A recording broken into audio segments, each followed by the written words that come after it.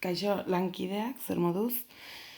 Bideo tutorial honetan azalduko dizuet modu ahalik eta labur eta argienean nola erabili ebaluaziorako online txantilloiak eta hoien kopia bat egin baduzu nola egin eta nola konfiguratu.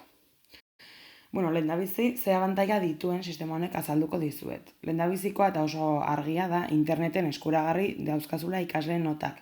Eta orduan ikus daitezke etxetik, eskolatik edo zintokitatik, mugikorretik inkluso, begiratu daitezke edozein momentutan. Bigarren abantaila, izango litzateke irakasleen arteko koordinaketa errazten duela pila bat.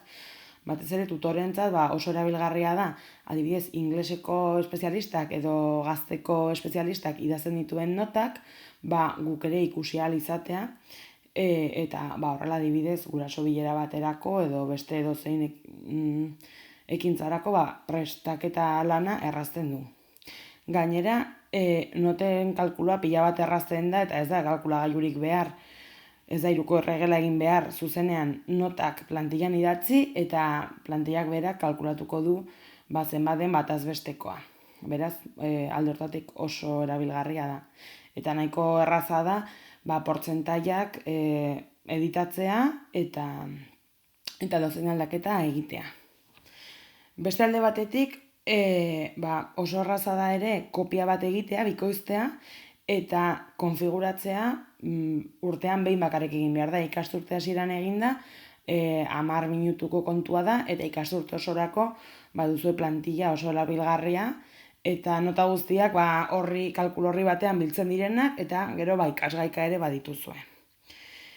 Beste alde batetik, notetan egon daitezkeen akatsak oso erraz hautematen dira formatua horrela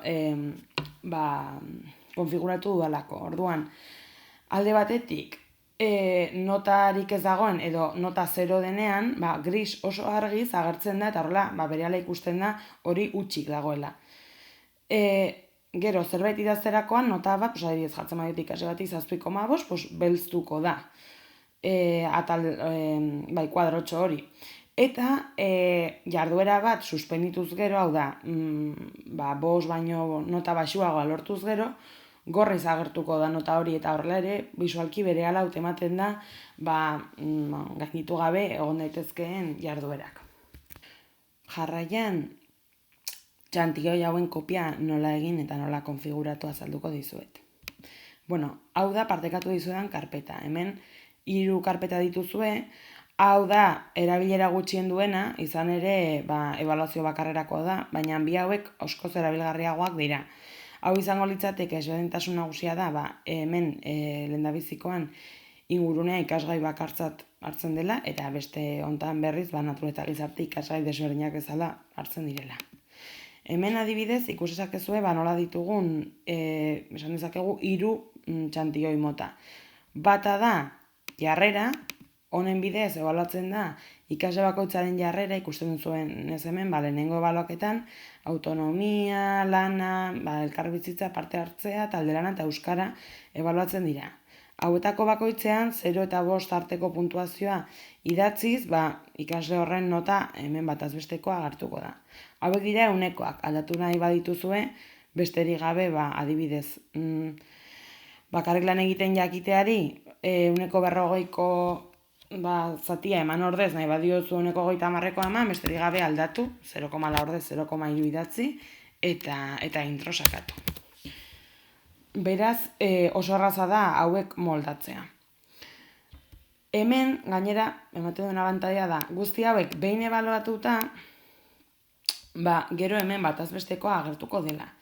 Eta bataz besteko hau gainerako ikasgai guztietan aplikatuko da. Hau bereziki tutorentzat oso erabilgarria da. Horrela, etengabe ikasgai guztietan ikasleek duten jarrera berriro idazten edo kopiatzen egon beharrean behin bakarrik ebaluatu eta modu orokorrean ikasgai guztietan txerta daiteke. Orduan, hau alde batetik. Beste aldetik, dauzkagu ikasgai bakoitzeko plantillak. Orduan, bakoitzak badu bere egitura, adibidez, euskarakoan, badaude guk eskolan ebaluatzen ditugun atalen ebaluaziorako txantioia orduan, adibidez hemen, ahozkotasunean, hau da ebaluatzen duguna, ulermenean, ulermen azterketa desberdina edo froga desberdinak ebaluatzeko hemen badaukazu aukera, eta ebaluaketa bakoitzeko nota agertuko litzateke urdinezko zutabe honetan. Eta azkenik badaukagu noten plantilla orokorra. Hemen agertuko zaigu gainerako dokumentun, adibidez, euskarako lehenengo ebaluaketako nota, hau da, zutabe hau, agertuko zaigu hemen. Bigarren ebaluaketakoa, ikusten duzu hemen, bigarren ebaluaketa, agertuko zaigu, zutabe hau, agertuko zaigu hemen. Bigarren ebaluaketan. Baina, hau konfiguratu behar dugu kopia egiterakoan, ze bestela konfigurazio hori galtzen da kopiatzerakoan. Beraz, nik honen kopia egin dut, oso erraza da, besterik gabe nahi dituzuenak aukeratu, eskuineko botoian klik egin, eta hemen egin kopia bat. Nik kopia hori egin dut eta konfiguratu gabe dago. Beraz, orain azalduko dizuet nola konfiguratu. Lehendabizi, egin behar duguna da, jarrera atala ikasgai guztietan sartu. Beraz, jarrera irekiko dugu eta adibideznik euskara eta literatura irekiko dut. Eta behar dugu ere noten txantioi orokorra. Orduan, hemen jarreran sartzen zaretenean zuen kopian ikusiko duzue esteka honek izen bat duela. Orduan, besterik gabe hori kopiatu behar duzue eta hau izango da zuen horriko esteka sartu behar duzuena notetako horri orokorrean. Orduan, ni banoa ona eta hemen jarreran kontutan izan, hau konfiguratuta dagoela, lehenengo ebaluaketa agertzeko hemen, bigarrena hemen eta hirugarrena hemen. Beraz, lehenengo ebaluaketan klik egingo dut, klik bikoitza eta begira, hau hemen agertzen zen aurreko horriko esteka borratuko dut eta itxasiko dut esteka berria. Intro sakatu eta agertuko zaizu hemen. Gauza bera egingo dut bigarrenarekin. Hau borratuko dut eta berria itxasi. Eta hau egiten baduzue, 3 aukeretan izango duzue berrituta. Orain badugu jarrerako ebaluazio bakoitzeko nota sartuta. Baina nik ikasgai guztietan nota hori agertzea nahi dut. Beraz, joango naiz euskarara eta jarrerara. Beraz, hemen notetatik kopiatu dezaket zuzenean. Hau kopiatuko dut. Eta orain, euskara ikasgaira adibidez joango naiz. Eta hemen itxasiko dut. Gauza bera egingo dut 3 aldiz. Baina kontutan izan, ebaluazio bakoitza kopiatu behar duzutela. Beraz, hau kopiatu. Eta hemen itxasi. Eta 3. ebaluaketa hau kopiatu. Eta hemen itxasi. Segurazki hau agertuko zaizue koloreetan.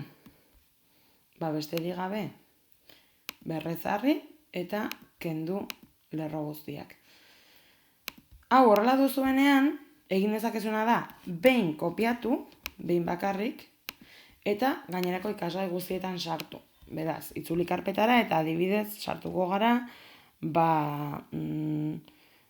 gazten. Hemen joan beharko zarete aktitud zutabera, eta hemen besterik gabe itxasi. Eta orain oso ohikoa da, hemen zuei galdetzea programak, ea baimena ematen diozuen zuen beste dokumentuan sartzeko. Orduan, eman baimena eta agertuko zaizkizue, Orduan, hau eginda, izango duzue pres. Sar zaitezkete baita adibidez matematikan, eta prozesu berdina. Kopiatuta daukadanez, besterik gabe sartuko naiz jarreran, eta hemen itxasiko dut. Berriro baimena eskatuko dit,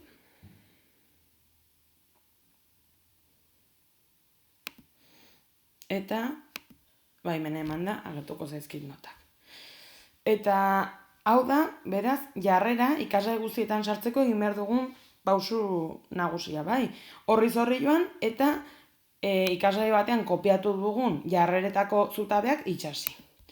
Eta gero egongo litzateke bigarren konfigurazio mota bat.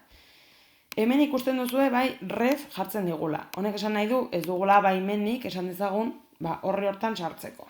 Orduan, orain sartu beharko zarete ikasgai bakoitzean, bai, adibidez matematikan, eta hemenko zuen estreka kopiatu. Eta orain joan beharko zarete itxasten. Orduan, matematiketan sartu, borratu, kontuz borratzerakoan bakarrik esteka borratzea, eta itxasi esteka berria. Eskatuko dizue baimena emaiozue. Hau egin behar duzue 3 aldiz. Orain, 3. ebaluaketan kopiatu dut. Egin beharko dut gauza bera, 2. ebaluaketan eta lehenengoan. Beraz, 3 aldiz egin, eta listo. Hemen ikusten duzue koloreak beste batzuk direla, baina, aldatu daitezke. Eta horrela, agertuko zait ja, matematikan 3 ebaluaketetan, bakoitzean zutabe bateko nota. Lehenengo ebaluaketan agertuko zait zutabe hau, 2. zutabe hau, eta 3. zutabe hau. Horrela, izango dut eskuragarri dokumentu bakarrean ikasle guztien nota guztiak. Eta azkenik, faltako zen azken pausoa izango zen, hemen zuen ikasleen izena bizenak idaztea, bai. 25 denez, orain dugun ratio maksimoa, 25 lerrokoa egin dut, baina gutxiago dituzue, batzuk libre utzi, eta listo edo bestea borratu nahiago baduzu, besterik gabe aukeratu, eta borratu dezakezue, bai. Baina, ez da beharrezkoa. Txuriz utz dezakezue, eta listo.